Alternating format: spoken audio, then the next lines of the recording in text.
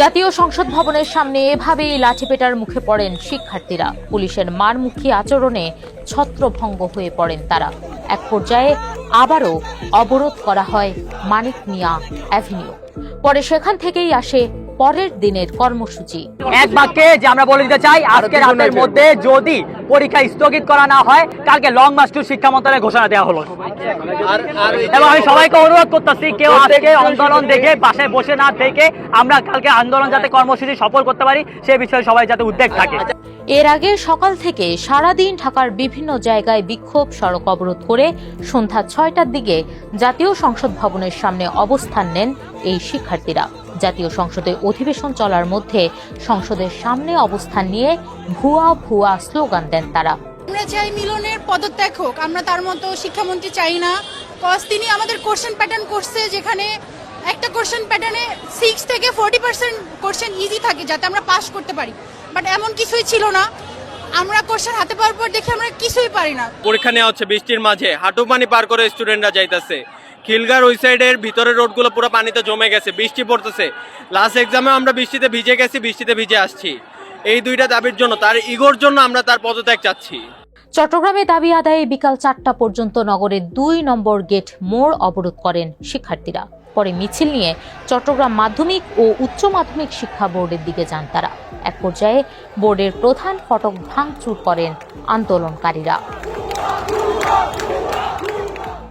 একই দিন নগরের ১৬ শহরে শিক্ষামন্ত্রীর গায়েবানা জানাজা আদায় করেছে একদল শিক্ষার্থী। এ সময় পরীক্ষা পেছানোর দাবিতে বিভিন্ন স্লোগান দেন এবং দ্রুত এ বিষয়ে সিদ্ধান্ত নেওয়ার আহ্বান জানান তারা।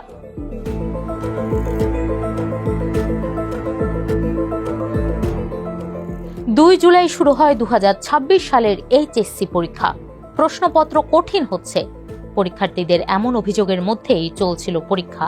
তবে বাদ সাধে প্রকৃতি। গত সপ্তাহ থেকে শুরু হয় টানা বৃষ্টি। ১৩ জুলাই পরিস্থিতির ভয়াবহ অবনতি ঘটে। রাত থেকে ভারী বৃষ্টিতে তলিয়ে যায় রাজধানী সহ দেশের বিভিন্ন জেলার সড়ক। সেদিন ছিল পদার্থবিজ্ঞান প্রথম পত্র, হিসাব বিজ্ঞান ও যুক্তিবিদ্যা পরীক্ষা।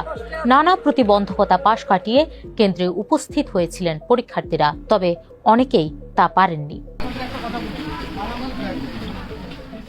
দেশ জুড়ে বন্যা পরিস্থিতিতে এইচএসসি পরীক্ষা নিয়ে প্রকাশ্যে অনলাইনে শুরু হয় শিক্ষামন্ত্রীকে নিয়ে আলোচনা সমালোচনা। এরই মধ্যে সিটি কলেজের একজন ছাত্রীর সঙ্গে শিক্ষামন্ত্রীর একটি অডিও ক্লিপ হয় ভাইরাল। সেখানে শিক্ষামন্ত্রী পরীক্ষার্থীদের ব্রয়লার মুরগি বলেছেন বলে ক্ষোভে ফেটে পড়েন শিক্ষার্থীরা। তবে শিক্ষামন্ত্রী নিজের মেয়েকে এই কথা বলেছেন বলে দাবি ছাত্রদলের কেন্দ্রীয় সাধারণ সম্পাদক নাসির উদ্দিন নাসিরের।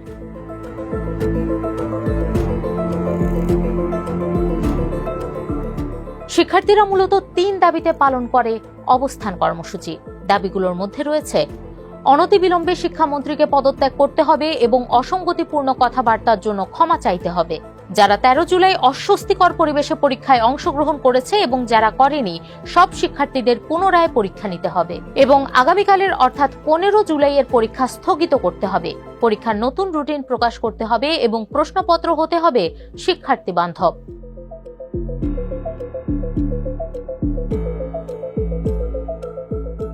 সংসদ অধিবেশনে বিষয়টি নিয়ে কথা বলেন শিক্ষামন্ত্রী আ.ন.ম এহসানুল হক মিলন।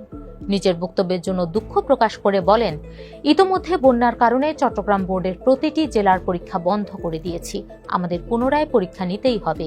এক্ষেত্রে আমরা ভেবেচিন্তে দেখেছি, চট্টগ্রাম বোর্ডের পরীক্ষা যখন নিতে যাব, পদার্থবিজ্ঞান প্রথম পত্র, হিসাব বিজ্ঞান ও যুক্তিবিদ্যা, সে সময় আমরা এ পরীক্ষাটি পুনরায় নেওয়ার ব্যবস্থা করতে পারব। এ সময় পরীক্ষার্থীদের পড়ার টেবিলে ফিরে যাওয়ার আহ্বান জানান শিক্ষামন্ত্রী।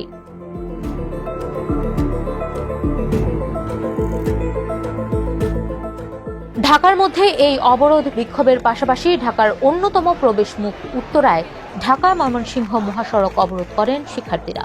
এছাড়া বরিশাল, ময়মনসিংহ, কুমিল্লা, বগুড়া সহ দেশের বিভিন্ন জেলায় এইচএসসি পরীক্ষা নিয়ে বিক্ষোভ অবরোধ করেছেন শিক্ষার্থীরা।